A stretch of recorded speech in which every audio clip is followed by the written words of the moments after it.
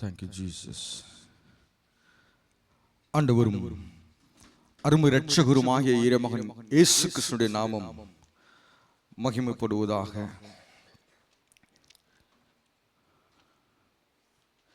இந்த 21 நாட்கள் ஆண்டவருடைய பாதத்திலே உபவாசித்து நாம் எல்லாம் ஜெபித்து கொண்டிருக்கிறோம். நம்முடைய ஜெபங்கள் கேட்கப்பட வேண்டும் என்று சொல்லி நம்ம பிரயாசப்பட்டு கொண்டிருக்கிறோம். ஆண்டவரே, இந்த காரியத்திற்காய் நான் ஜெபிக்கிறேன், இந்த காரியங்கள் நிறைவேற்றும். இந்த காரியங்களுக்காய் நாங்கள் ஜெபிக்கிறோம், இந்த காரியங்கள் எல்லாம் வாய்க்க பண்ணுங்க என்று சொல்லி ஆண்டவருடைய சமூகத்திலே நம்ம கேட்டுக்கொண்டிருக்கிறோம். நிச்சயமாக நம்முடைய ஜெபங்களை ஆண்டவர் கேட்டு பதில் தருவாராக. இந்த நாட்களுக்கு முன்பதாய் நானும் ஆண்டவருடைய பாதத்தில் கேட்டேன், ஆண்டவரே, நான் ஜெபிக்கிற என்னுடைய ஜெபங்களுக்கெல்லாம் நீங்க பதில் தந்துடணும். நான் என் வாயை திறந்து என்னுடைய ஜெபத்தை ஏறெடுக்கும் பொழுது பரத்திலிருந்து சத்தம் கேட்கப்படணும். உன்னுடைய ஜெபம் கேட்கப்பட்டது. சங்கீதக்காரனாகிய தாவீது தன்னுடைய 18வது அதிகாரத்திலே சொல்லுகிறார், துச்சன பிரவாகம் என்னை பயப்படுத்தினது, மரண கட்டுகள் என்னை சூழ்ந்து கொண்டது, என் நெருக்கத்திலே நான் கர்த்தரை நோக்கி கூப்பிட்டேன், என்னுடைய கூப்பிடுதல் அவருடைய சன்னிதானத்திலே போய் அவருடைய செவிகளிலே ஏறிற்று என்று சொல்லி சங்கீதக்காரன் சொன்ன பிற்பாடு ஆண்டவர் அவனுடைய சத்தத்தை கேட்டார். ஆபத்து நாளிலே கர்த்தரை நோக்கி கூப்பிடுவேன், அவர் என் சத்தத்திற்கு செவி சாய்ப்பார் என்று சொல்லி சங்கீதக்காரன் சொன்ன மாத்திரத்திலே வானத்திலிருந்து கர்த்தர் தம்முடைய ஆலயத்திலிருந்து அவனுடைய சத்தத்தை கேட்டார் என்று சொல்லி வேதம் சொல்லுகிறது. என்னுடைய ஜெபமும் இப்படி கேட்கப்பட வேண்டும். யோனா 3 நாட்கள் அந்த மீனின் வயிற்றுக்குள்ளே நின்று ஜெபம் செய்கிறார். ஆழி என்னை சுற்றி கொண்டது, துச்சன பிரவாகம் என்னை மூடிக்கொண்டது, நான் பாதாளத்தின் வயிற்றிலிருந்து என் தேவனுடைய முகத்தை நோக்கி பார்ப்பேன், அவர் என்னுடைய ஜெபத்தை கேட்பார் என்று சொல்லி யோனா 3 நாட்கள் அந்த மீனின் வயிற்றிலே பாதாளத்தின் வயிற்றிலிருந்து கூப்பிட்டேன் என்று சொல்லி சொல்லுகிறார். அவனுடைய ஜெபத்தை ஆண்டவர் கேட்டு மீனுக்கு ஆண்டவர் கட்டளையிட்டாரா, நீ போய் யோனாவை கரையில போய் கக்கு அப்படின்னு. அன்றைக்கு யோனாவுடைய ஜெபத்திலே ஆண்டவர் பதில் தந்ததை போல என்னுடைய ஜெபத்திற்கும் ஆண்டவர் நீங்கள் பதில் தரணும். ஆண்டவர் தானியேல் ஜெபிப்பதற்கு முன்பதாகவே இவனுடைய வாயிலிருந்து என்ன புறப்பட்டு வரும் என்பதை ஆண்டவர் அறிந்து பரலோகத்திலிருந்து பதிலை கீழே இறக்கினார். வேதம் இந்த பரிசுத்தவான்களுடைய ஜெபத்தை எல்லாம் கேட்டு உடனே பதில் தந்ததை போல ஆண்டவரே, என்னுடைய ஜெபத்திற்கும் நீங்க பதில் தாங்க சுவாமி. நான் ஜெபித்தா, என்னுடைய சபை ஜெபித்தா, 21 நாட்கள் நாங்கள் உபவாசித்து ஜெபிக்கிறோம். 8 மணிக்கு ஜெபத்தை முடிக்கும் பொழுது எங்களுடைய ஜெபம் உங்களுடைய சந்நிதியிலே போய் எங்களுக்கு பதில் தர வேண்டும் என்று சொல்லி ஆண்டவருடைய சமூகத்திலே நானும் என்னுடைய விண்ணப்பத்தை வைத்தேன். என்னுடைய ஜெபங்கள் எல்லாம் வீணாகி போய்விடக்கூடாது. இப்படி அன்னாள் தேவனுடைய சன்னிதானத்தில் போய் ஜெபித்தாள். ஆண்டவரே, சேனைகளின் கர்த்தாவே, உம்முடைய அடியாளின் சிறுமையை கண்ணோக்கி பார்த்து எனக்கு நீர் எனக்கு ஒரு ஆண் பிள்ளையை தருவீரானால் அந்த பிள்ளைய தேவாலயத்தில் கொண்டு போய் நான் விட்டுறேன்னு சொல்லி அன்னாள் ஜெபித்தாள். மறு வருஷம் அவளுக்கு ஒரு குழந்தை பிறந்தது. ஆண்டவர் அவள் மனங்கசந்து அழுத பொழுது அவளுடைய சத்தத்தை ஆண்டவர் கேட்டார். எத்தனை பரிசுத்தவான்களுடைய ஜெபம் வேதத்திலே எழுதி வைத்திருக்கிறீங்க. எத்தனையோ பரிசுத்தவான்கள் ஜெபித்த அடுத்த கணம் அவர்களுக்கு பதில் வந்தது. நானும் ஜெபிக்கிறேன், என் சபை ஜெபிக்கிறது. எங்களுடைய ஜெபத்திற்கு நீங்க பதில் தந்தே ஆகணும். எங்களுடைய ஜெபத்திற்கு அடுத்த கணம் பதில் வரணும்னு சொல்லி நானும் ஆண்டவருடைய சமூகத்துல ஜெபித்து கொண்டிருந்தேன். ஜெபிக்கும் பொழுது ஆண்டவர் எனக்கு கொடுத்த ஒரு வார்த்தை, நான் இதற்காய் தொடர்ந்து ஜெபித்துக் கொண்டிருக்கிறேன். என்னுடைய வீட்டிலும் என்னுடைய மனைவி சுகவீனமாய் படுத்திருக்கிறாங்க. டியூட்டிக்கு போயிட்டு வந்தா படுக்கதான் செய்யணும், அவ்வளவு பலவீனமா இருக்கிறாங்க. நான் ஜெபித்துக் கொண்டிருக்கிற இத்தனை நாட்களால் என் மகனும் என் மகளும் சேர்ந்து 3 பேருமாய் அழுது கொண்டிருக்கிற சுவாமி, எங்களுடைய ஜெபத்திற்கு நீங்க பதில் தரணும், இப்பொழுதே பதில் தரணும் சொல்லி ஜெபித்துக் கொண்டிருக்கும் பொழுது ஆண்டவருடைய சத்தம் என்னை நோக்கி வந்தது. எனக்கு செவிசாயும், என்னுடைய ஜெபம் உம்முடைய சன்னிதானத்துல வந்து ஏறணும்.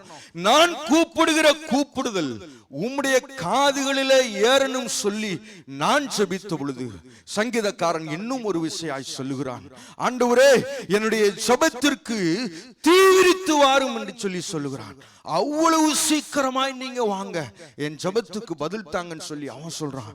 நாங்களும் செய்கிறோம் என்று சொல்லி ஜெபித்த பொழுது ஆண்டவர் எனக்கு தந்த வார்த்தை, உன்னுடைய சத்தம் அந்த சன்னிதானத்தில் கேட்கப்பட வேண்டுமானால் நீ உபவாசித்து ஜெபிக்கிற ஜெபம் தேவனுடைய சன்னிதானத்தில் போய் சேரணுமானால், நீ கேட்கிற இந்த கூப்பிடுதல் இந்த பரிசுத்தவான்களுடைய சத்தமெல்லாம் எப்படி அவருடைய காதுகளிலே ஏறிற்றோ அதே போல நீ கூப்பிடுகிற சத்தமும் உன்னுடைய கூக்குரலும் என்னுடைய சன்னிதானத்திற்கு வந்து ஏற வேண்டுமானால், உபவாகம் புஸ்தகத்திலே ஆண்டவர் சொல்லப்பட்ட வார்த்தை என்னுடைய காதுகளிலே தொனிக்க ஆரம்பித்தது. நீ என்னுடைய சத்தத்திற்கு செவி சாய்த்தார். இங்கிருந்து ஜெபிக்கிற ஜெபம் அவருடைய சன்னிதானத்திலே போய் ஏற வேண்டுமானால், அங்கிருந்து கேட்கப்பட்ட, அங்கிருந்து கூப்பிடுகிற அந்த சத்தத்திற்கு நான் செவி சாய்த்தால் ஆண்டவர் என்னுடைய சத்தத்திற்கு செவி சாய்ப்பார். இது 100% உண்மை. ஆண்டவரே, தாவீது ஜெபித்தான். தாவீதிற்கு நீங்க ஜெபத்திற்கு பதில் தந்தீங்களே, பாதாளத்தின் வயிற்றிலிருந்து நான் கூப்பிட்டேன், ஆண்டவர் என்னுடைய ஜெபத்தை கேட்டார் என்று சொல்லி யோனா ஜெபித்தான். யோனாவுக்கு பதில் தந்தீங்களே, எனக்கும் தாங்க என்று சொல்லி கேட்பதற்கு முன்பதாக பரத்திலிருந்து வருகிற, பரத்திலிருந்து உண்டான சத்தத்தை நாம் கேட்போமானால் நம்முடைய ஜெபத்திற்கு யோனாவிற்கு பதில் தந்ததை போல நமக்கும் தருவார். சங்கீதக்காரனாகிய தாவீது சொல்லுகிறான், மரணக்கட்டுகள் என்னை பயப்படுத்தி கொண்டிருக்கிறது, பாதாளம் என்னை சூழ்ந்திருக்கிறது, நான் நெருக்கத்தில் இருக்கிறேன், எனக்கு பதில் கொடுங்கன்னு சொல்லி அந்த தாவீதினுடைய சத்தம் கேட்கப்பட்டதை போல நம்முடைய சத்தமும் கேட்கப்பட வேண்டுமானால், பரத்திலிருந்து உண்டாகிற சத்தத்திற்கு நாம் செவி சாய்ப்போமானால் நம்முடைய சத்தம் நிச்சயமாய் கேட்கும். நம்முடைய சத்தம் நிச்சயமாய் கேட்கப்பட்டு நம்முடைய சத்தத்திற்கு ஆண்டவர் அந்த தானியேலுக்கு கொடுத்ததை போல சொல் வாயிலிருந்து பிறவாவதற்கு முன்பதாகவே அவர் பதிலை அனுப்புவார். அதுல எந்த சந்தேகமும் இல்லை. ஆண்டவருடைய சத்தத்தை கேட்ட 2 பேரை ஆண்டவர் நமக்கு காண்பித்து கொடுப்பார். இந்த வசனங்களை தியானித்துக் கொண்டிருக்கும் பொழுது ஆண்டவர் 2 உதாரணத்தை எனக்கு தந்தார். இதை தந்த பொழுது ஒரு சகோதரன் எனக்கு மெசேஜ் அனுப்பினாங்க. ஆண்டவர் என்னை பேசுவதற்கு, எனக்கு கற்றுக் கொடுப்பதற்கு எந்த வார்த்தையை தந்தாரோ அந்த தந்த வார்த்தை தேவனுடைய வசனத்தை எழுதி இருப்பிடமும் எழுதி, ஆண்டவர் உனக்கு போதித்து இதை அநேகருக்கு பேசுவதற்கும் ஆண்டவர் உதவி செய்வான்னு சொல்லி எழுதியிருந்தாங்க. அப்பொழுது அன்றைக்கு இந்த இடத்துல பேசுவதற்கு என்னுடைய பேர் தரப்படவில்லை. நான் ஜெபித்து விட்டு, ஆண்டவரே உமக்கு சித்தமானால் நடக்கட்டும் சொல்லி ஜெபித்தேன். இன்னைக்கு காலையில எந்திரிச்சு ஜெபம் பண்ணேன். ஆண்டவரே, இது நீங்க கொடுத்த வார்த்தை, நான் போய் அங்க பேசினேன் அப்படின்னா அது ஒரு இன்ஃபர்மேஷனே இருக்கக்கூடாது, அது டிரான்ஸ்ஃபார்மேஷனா தான் இருக்கணும். ஜெபம் பண்ணிட்டு கீழே வந்துட்டேன். கீழே வந்த உடனே சகோதரனை பார்த்தேன். சகோதரன் சொன்னாங்க, ஒரு டிரான்ஸ்ஃபார்மேஷன் நடந்துட்டு இருக்கிறது மாதிரி ஃபீல் பண்றேன் நான். ஆண்டவருடைய சத்தத்துக்கு கேட்கணும் அப்படின்னா நம்முடைய சத்தம், அவருடைய சத்தம் பரலோகத்துல போய் கேட்கப்படணும்னா நம்ம அவருடைய சத்தத்திற்கு கீழ்ப்படிஞ்சிட்டா கூட போதும். நம்முடைய சத்தம் துணிக்கப்படுவதற்கு முன்பதாகவே ஆண்டவர் பதில் அனுப்புவார். எவ்வளவு பெரிய உண்மையை ஆண்டவர் கற்றுக் கொடுத்தார் பாத்தீங்களா? அவருடைய சத்தத்திற்கு, ஆண்டவரே நீங்க சொல்றத நான் கேட்கிறேன் ஆண்டவரேன்னு சொல்லி அவருடைய சத்தத்திற்கு கீழ்ப்படுகிறதற்கு மனம் வந்தாலே போதுமா? டிரான்ஸ்ஃபர்மேஷன்.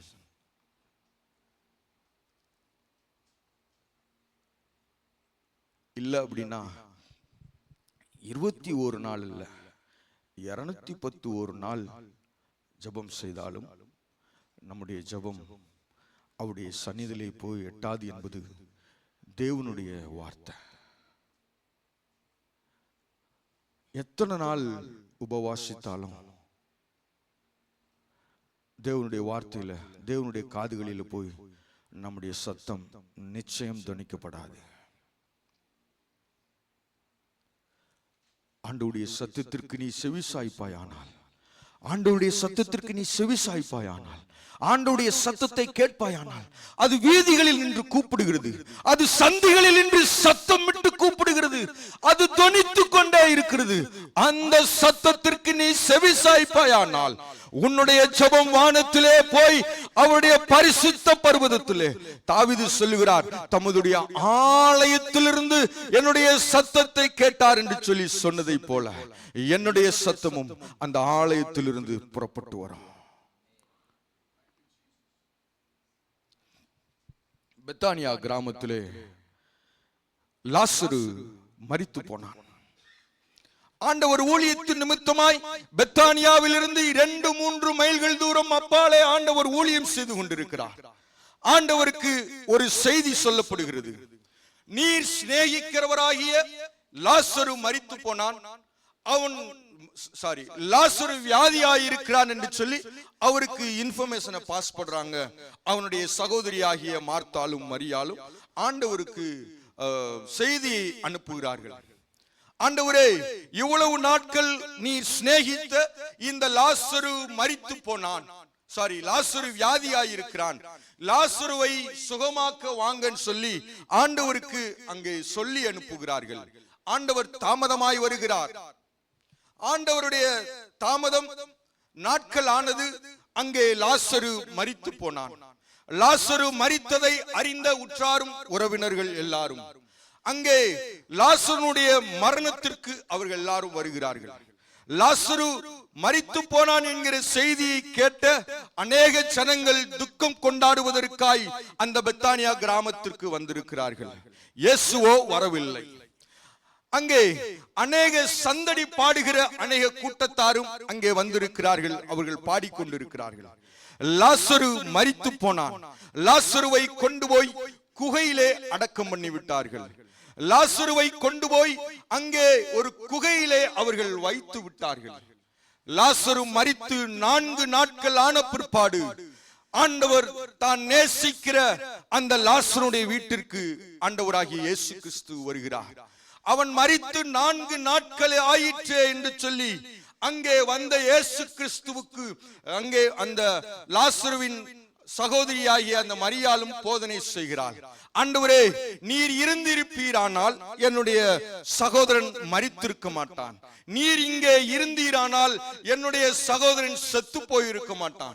நீங்க இல்லாததுனால நீர் சிநேகிக்கிற இந்த லாசரு செத்து போனான் என்று சொல்லி இவர்கள் சொல்லுகிறார்கள். அங்கே எல்லாரும் அவங்க சொல்றாங்க, இவர் ஆண்டவரும் அழுகிறதை பார்த்து அவர்கள் சொல்லுகிறார்கள், ஆண்டவர் எவ்வளவாய் இந்த லாசருவை சிநேகித்திருக்கிறார் என்று சொல்லி. இப்படி சிநேகித்த இந்த லாசரு மரித்து 4 நாட்கள் ஆன பிற்பாடு ஆண்டவராகிய இயேசு கிறிஸ்து அங்கே பெத்தானியா கிராமத்திற்குள்ளா உள்ளே நுழைகிறார். அப்ப சொல்றாங்க, அவரை கொண்டு போய் நாங்க ஒரு குகையிலே அடக்கம் பண்ணி விட்டோம் என்று சொல்லி. ஆண்டவர் சொல்லுகிறார், வாங்க நம்ம குகைக்கு போவோம் சொல்லி சொன்ன பொழுது அந்த மார்த்தாள் சொல்லுகிறார், ஆண்டவரே, இது 4 நாளாயிருச்சு, இது நாற்றம் எடுக்க போகிற சத்தம், நாற்றம் எடுக்க போகிற ஒரு சூழ்நிலையில் இருக்கிறது என்று சொல்லி அவளுக்கு ஆண்டவருக்கு அவள் ஆலோசனை சொன்ன பிற்பாடு ஆண்டவர் அந்த கல்லறைக்கு முன்பதாய் அவர் சொல்லுகிறார், லாசருவே, லாசருவே என்று சொல்லி உரத்த சத்தமாய் அவர் கல்லறையை நோக்கி கூப்பிட்ட பொழுது மரித்து போனவன் ஆண்டவருடைய சத்தத்தை கேட்டான்.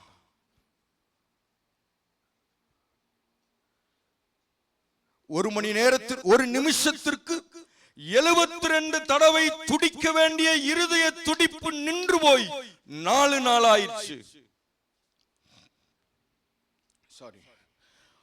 14 18 தடவை இமைக்க வேண்டிய கண்ணுமை நின்று போய் 4 நாட்களாகி போயிற்று.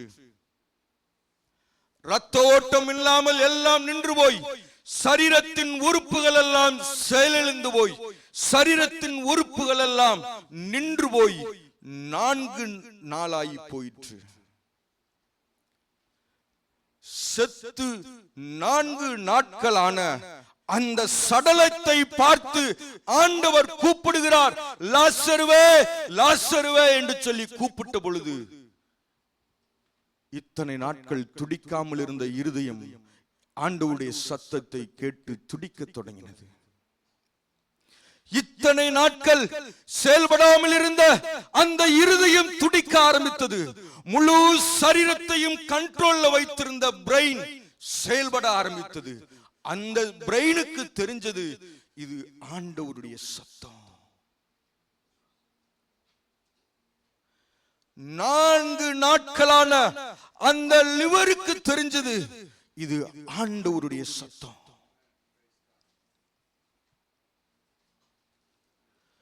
நாரி போக வேண்டிய சடலத்திற்கு ஆண்டவருடைய சத்தம் கேட்டு கீழ்ப்படிந்து அது இருந்தவண்ணமாகவே எழும்பி வெளியே வந்தது.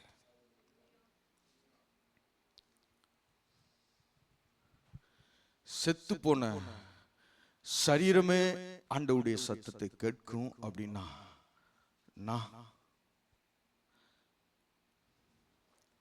எல்லா உறுப்புகளும் அப்படியே ஃபங்க்ஷன் எல்லாம் ஸ்டாப் ஆகி போய் இருக்கிற அது எல்லாமே லாசருன்னு சொல்லி கூப்பிடுற சத்தத்தை கேட்டு உடனே கீழ்ப்படிஞ்சிருச்சு. இருதயம் துடிக்க ஆரம்பிச்சிருச்சு. லிவர் தன்னுடைய ஃபங்க்ஷனை செய்ய ஆரம்பிச்சிருச்சு. பிரெயின் முழு சரீரத்தையும் கண்ட்ரோலுக்குள்ள கொண்டு வர ஆரம்பிச்சிருச்சு.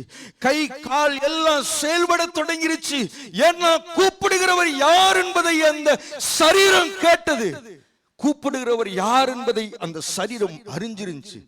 அதனாலதான் தன் ஆண்டவனுடைய சத்தத்திற்கு கீழ்ப்படிந்து லாசருடைய சகல அந்த உறுப்புகளும் செயல்பட தொடங்கி குகையை விட்டு வெளியில வர ஆரம்பிச்சிச்சு.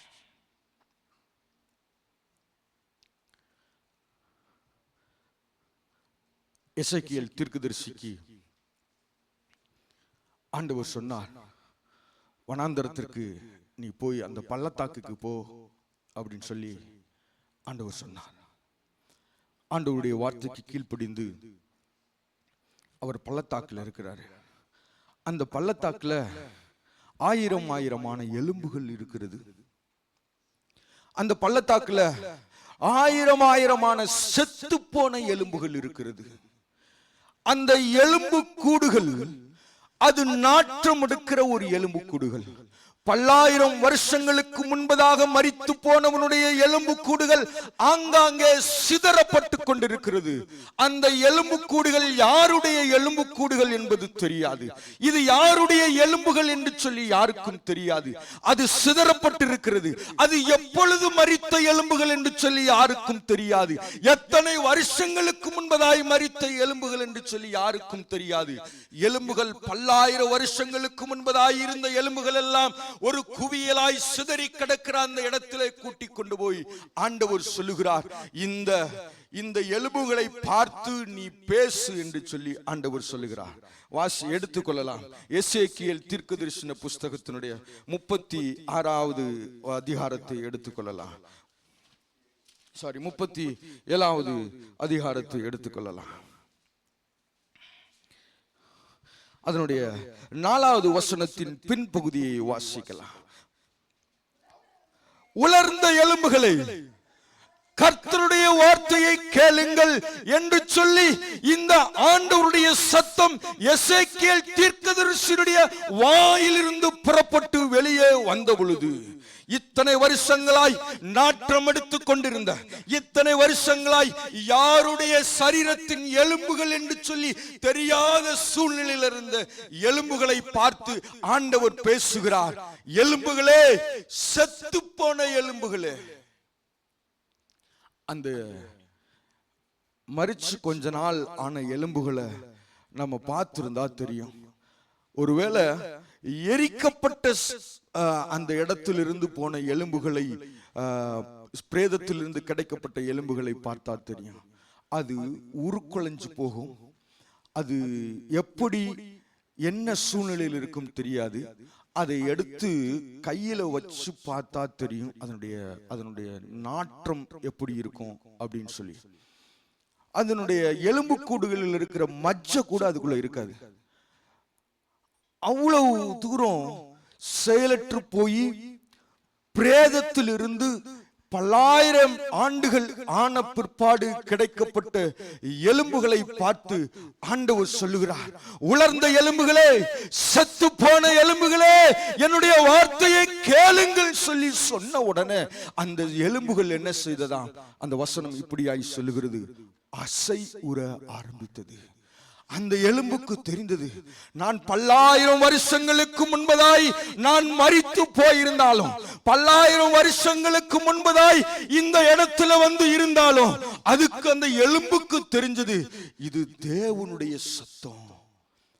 அப்படி கேட்ட உடனே இந்த எலும்புகள் எல்லாம் ஆண்டவருடைய சத்தத்தை கேட்ட உடனே ஷேக்காக ஆரம்பிச்சிருச்சு.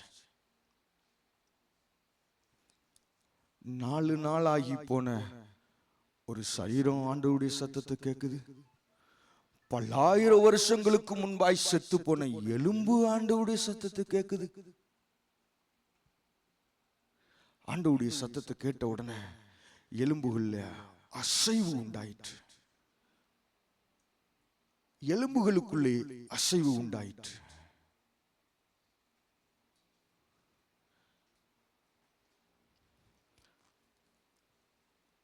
ஒரு இத்தனை வருஷங்களுக்கு பின்பதாய் செத்து போன ஒரு எலும்பு ஆண்டவருடைய சத்தத்தை கேட்குமானால், நாற்றம் எடுத்த ஒரு எலும்பு ஆண்டவருடைய சத்தத்தை கேட்குமானால், இன்னும் அவர் ஊதின ஜீவ சுவாசத்தை வைத்துக் கொண்டிருக்கிறனா ஆண்டவருடைய சத்தத்தை கேட்கல அப்படின்னா, 5ஆம் எக்காலம் ஊதப்படும் பொழுது ஆண்டவர் வெட்டுக்கிளிக்கு கட்டளையிட்டார். வெளிப்படுத்தின சுவிசேஷ புஸ்தகத்திலே அதனுடைய 9வது அதிகாரம் 5ஆம் தூதன் எக்காலத்தை ஊதின பொழுது ஆண்டவர் வெட்டுக்கிளிகளை ஆண்டவர் வரப்பண்ணினார். 3வது வசனத்திலே அந்த புகையிலிருந்து வெட்டுக்கிளிகள் புறப்பட்டு பூமியின் மேல் வந்தது. ஆண்டவர் வெட்டுக்கிளிகளுக்கு கட்டளையிடுறாரு, நீ வெட்டுக்கிளிகள் எல்லாம் போங்கன்னு சொல்லிட்டு. இந்த வெட்டுக்கிளிகள் என்ன செய்யும்? இந்த வெட்டுக்கிளிகளுடைய செயல், வெட்டுக்கிளியுடைய நோக்கம் என்னவா இருக்கும் அப்படின்னா, பச்சை பசேர் என்று இருக்கிற அந்த செடிகளை நறுக்கி போடுவதுதான் இந்த வெட்டுக்கிளியோட வேலை. இந்த பச்சை பசேர்னு எங்கெல்லாம் இருக்குதோ, ஒரு தாவரம் இருக்குதோ, உள்ள ஒரு செடி இருக்கிறதோ, அந்த செடியை நாசம் பண்ணி போடுவதுதான் இந்த வெட்டுக்கிளிகளோட வேலை. இதுதான் அந்த வெட்டுக்கிளிகள் செய்யும். இதுதான் உலகம் அறிந்த விஷயம். இப்பேற்பட்ட வெட்டுக்கிளியை 5ஆம் தூதன் எக்காலம் ஊதின பிற்பாடு ஆண்டவர் இந்த வெட்டுக்கிளிக்கு ஒரு கட்டளை இடுகிறாரு. நீ என்ன செய்யக்கூடாது? உன்னுடைய சுபாவத்தை இங்க காமிக்க கூடாது. உன்னுடைய செயலை நீ இங்க காமிக்க கூடாது.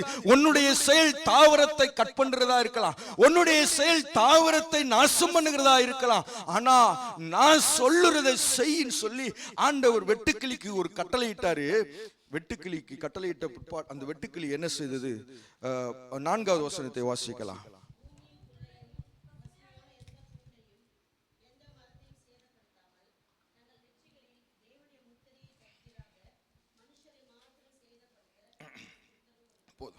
பூமியின் புல்லையும் பசுமையான எந்த பூண்டையும் எந்த மரத்தையும் சேதப்படுத்த கூடாது என்று சொல்லி அந்த வெட்டுக்கிளிக்கு கட்டளை கொடுக்கப்பட்டது.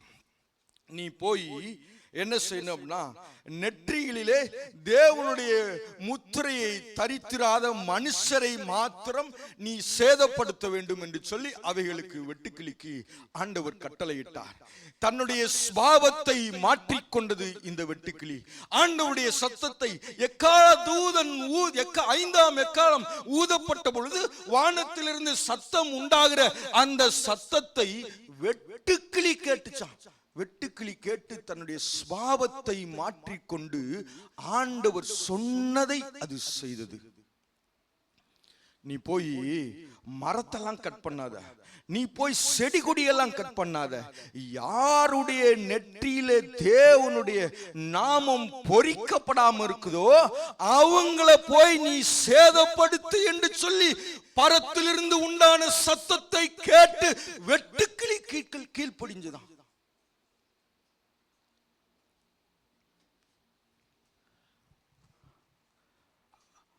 ஆண்டவருடைய சத்தத்திற்கு செத்து 4 நாளான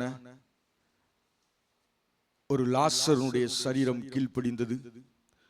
பல்லாயிரம் வருஷங்களுக்கு முன்பதாய் செத்து போன எலும்புக்கூடுகள் ஆண்டவருடைய சத்தத்துக்கு கீழ்ப்படிந்தது. இது தேவனுடைய சத்தம் என்று அது அறிந்து கொண்டது. 5 அறிவுடைய வெட்டுக்கிளிகளும் தான் சிருஷ்டிகருடைய சத்தத்துக்கு கீழ்ப்படிந்து ஆண்டவர் சொன்னதை செய்வதற்கு தன்னுடைய சுபாவத்தை அது மாற்றிக்கொண்டது.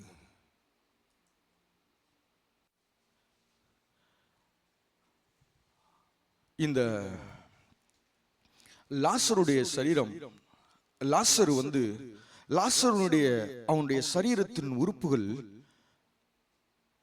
செத்து போன பிற்பாடு மட்டும் கேட்கல. அவன் உசுரோடு இருக்கும் பொழுதும் ஆண்டவருடைய சத்தத்தை அந்த உறுப்புகள் எல்லாம் கேட்டுச்சு. யூத ஜனங்களுடைய வழக்கம் ஒரு பிரேதம் செத்து ஒரு மனுஷன் செத்து போவானால் அந்த செத்த சரீரத்தை எடுத்து அவங்க கல்லறையில வைப்பாங்க. அவங்க எப்படி வைப்பாங்கன்னு நமக்கு வேதத்தில் நிறைய உதாரணங்கள் உண்டு. அதை சீலைகளினால சுற்றி கந்தவர்க்கம் வெள்ளை போலம் எல்லாம் அதை வச்சு அவங்க கொண்டு போய் என்ன செய்வாங்க, குகையில போய் வச்சிருவாங்க. இயேசு கிறிஸ்துனுடைய சரீரமும் ஒரு கண்மலையில வெட்டப்பட்ட ஒரு கல்லறையில போய் வைக்கப்பட்டது. அது யாரும் வைக்கப்படாத ஒரு கல்லறை, இதுவரைக்கும் யாரும் வைக்கப்படாத ஒரு புதிய கல்லறை, கண்மலையில வெட்டப்பட்ட ஒரு கல்லறையில போய் வைக்கப்பட்டது. இதுதான் அன்றைய அந்த ஜனங்களுடைய வழக்கமாக இருந்தது. அவர்கள் தங்களுடைய வழக்கத்தின்படியாகவே அவங்க செய்தாங்க. ஆண்டவருடைய சரீரத்தை கொண்டு போய் அங்க போய் வச்சாங்க. ஆண்டவருக்கு ஒரு புதிய கல்லறை வெட்டி அங்கே வைத்தார்கள். புதிய கண்மலையிலே புதிதாய் வெட்டி வைத்தார்கள். ஆனா என்ன செய்வாங்க அப்படின்னா, இந்த லாசருடைய சம்பவத்தை வாசிக்கும் பொழுது இது ஒரு குகையா இருந்தது. இந்த குகைக்கு வாசல் எங்க இருந்துச்சு அப்படின்னா மேல இருந்துச்சு. வசனம் தான் சொல்லுது, மேலே அடைக்கப்பட்டிருந்த கல்லை புரட்டி போடுங்கள் என்று சொல்லி எல்லா மொழியாக்கத்திலும் அப்படித்தான் எழுதப்பட்டிருக்கிறது. அதாவது லாசருவை வைக்கப்பட்டிருந்த அந்த வசனத்தை வாசிக்கலாம். யோவான் எழுதின சுவிசேஷ புஸ்தகம் 11வது அதிகாரம்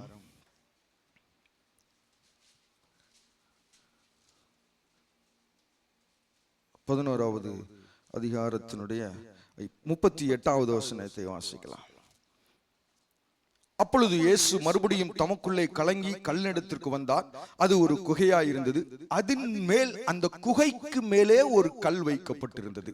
அந்த குகையில் என்ன செய்வாங்க அப்படின்னா, ஒரு ஆள் மரித்து போனான் அப்படின்னா அவனுடைய சரீரத்தை வெள்ளை துணியால் சுற்றி அவர்கள் வைக்க வேண்டிய எல்லா காரியங்களையும் வைத்து சடங்குகளை எல்லாம் செய்து வெள்ளை போலம் நல்ல நறுமணம் வீசக்கூடிய எல்லா திரவியங்களையும் அந்த சீலையிலே அந்த வெள்ளை துணியிலே சுற்றி இந்த குகையிலே வைக்கிறது தான் அவர்களுடைய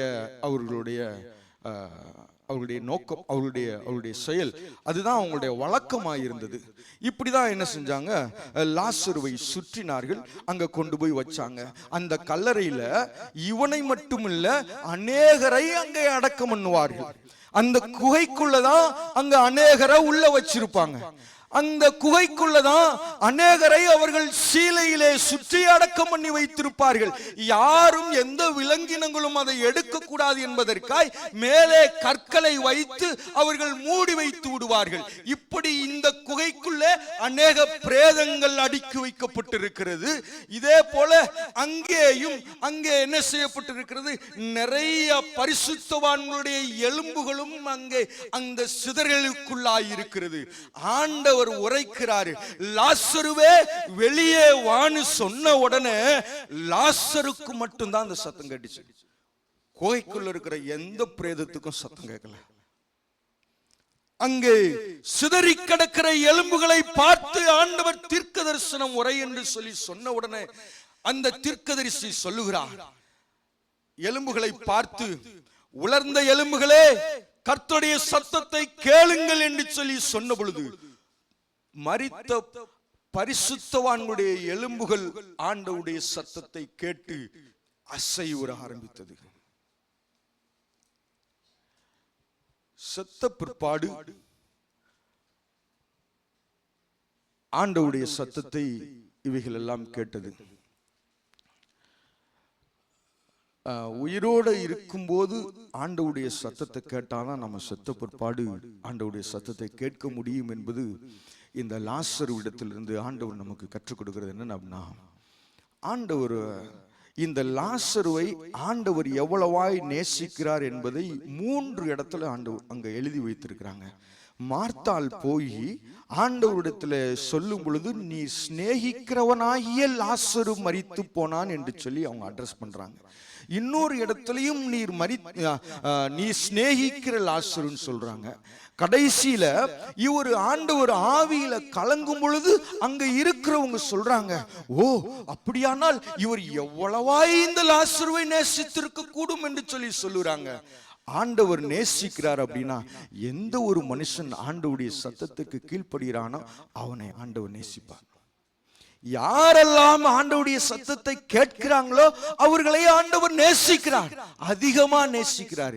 இப்படி உசுரோட இருக்கும்போது ஆண்டவருடைய சத்தத்தை கேட்டாதான் செத்து போனாலும் ஆண்டவருடைய சத்தத்தை கேட்க முடியும். ஆண்டவருடைய வருகையின் பொழுது ஆண்டவர் பிரதான எக்கால தூதர்களோடும் ஆண்டவர் பிரதான சத்தத்தோடும் அங்கே இருந்து வரும் பொழுது, அங்கே எக்கால சத்தம் என்று சொல்லி எழுதி வைக்கப்பட்டிருக்கிறது. ஒரு எக்காலத்தை பீன் என்று சொல்லி ஊதுவது அல்ல, அந்த எக்காலம் சத்தம் தொனிக்கப்படும் பொழுது அங்கே ஆண்டவருடைய சத்தம். 1 தெசலோனிக்கேயர் புஸ்தகம்,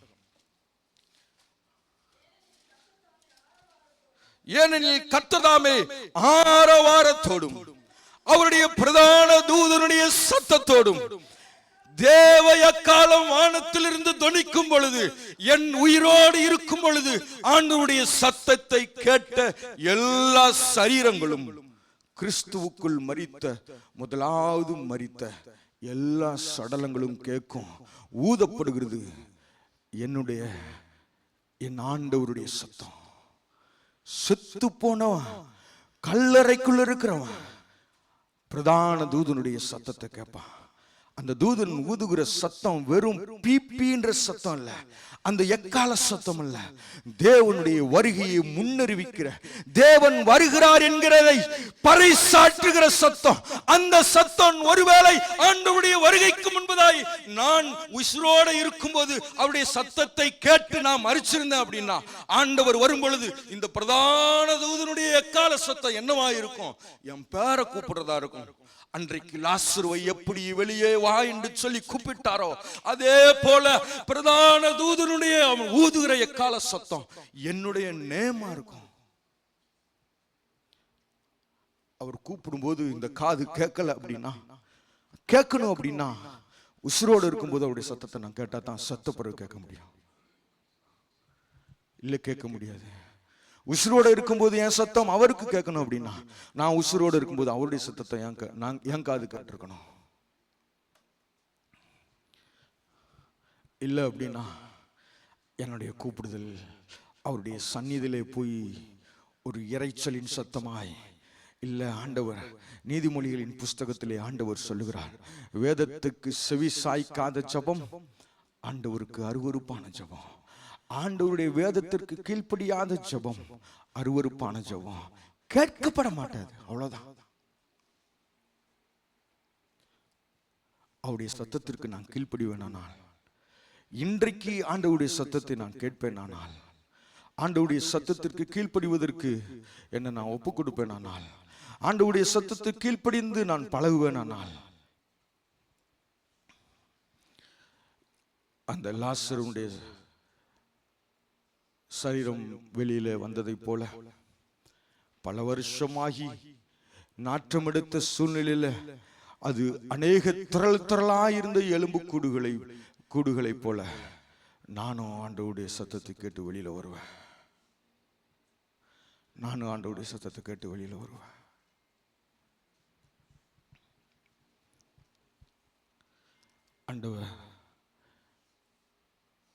ஆண்டவரே, என்னுடைய சத்தம் உங்களிடத்துல வந்து சேர்றதற்கு உங்க சத்தத்தை நான் கேட்கிறேன் ஆண்டவரேன்னு சொல்லி அவருக்கு கீழ்ப்படுகிறதற்கு மனம் இருந்தா போதும். ஆண்டவர் எல்லாவற்றையும் நேர்த்தியா செய்வார். எல்லாவற்றையும் நேர்த்தியா செய்வார். கீழ்ப்படுகிறேன் ஆண்டவரேன்னு சொல்லி, ஆண்டவருடைய சத்தத்திற்கு கீழ்ப்படுகிறேன் ஆண்டவரே என்று சொல்லி என்னுடைய வாயிலிருந்து ஜெபத்தை ஏறெடுத்து ஆண்டவர் வார்த்தையும் தந்தாரு. ஆண்டவர் மகனின் மூலமாய் உறுதிப்படுத்தினாங்க. வந்த உடனே சொன்னாரு, ஒரு டிரான்ஸ்ஃபர்மேஷன். தேவனுடைய வார்த்தை இன்னொரு இடத்துக்கு போகணும் அப்படின்னா ஆண்டவருடைய சத்தத்திற்கு கீழ்ப்படிவதற்கு நம்ம ஒப்பு கொடுப்போம். ஒரு நிமிஷம் கண்களை மூடி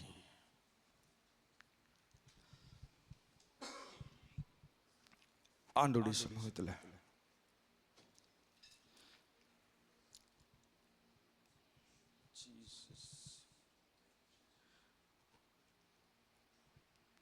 நீ சொன்னால் போதும் செய்வேன், நீ காட்டும் வழியில் நடப்பேன், உம் பாதம் ஒன்றே பிடிப்பேன், என் அன்பு இயேசுவே. நீ சொன்னால் போதும் செய்வேன். இன்றைக்கு நான் கீழ்ப்படிறேன் சுவாமி. நீங்க சொல்ற வார்த்தைக்கு இன்றைக்கு நான் ஒப்பு கொடுக்கிறேன் அப்பா. பிடிப்பேன் என் அன்பு இயேசுவே.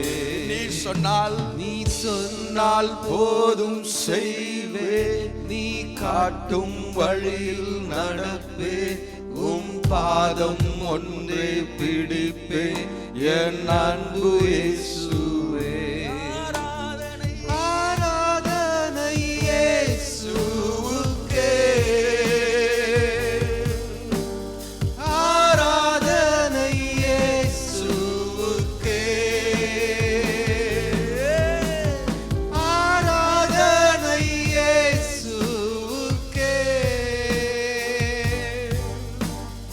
ஆராதனை இயேசுவுக்கே. நீ சொன்னால் போதும் செய்வேன், நீ காட்டும் வழியில் நடப்பேன், உம் பாதம் ஒன்றே பிடிப்பேன், என் அன்பு இயேசுவே. நீ சொன்னால் போதும் செய்வேன், நீ காட்டும் வழியில் நடப்பேன், உம் பாதம்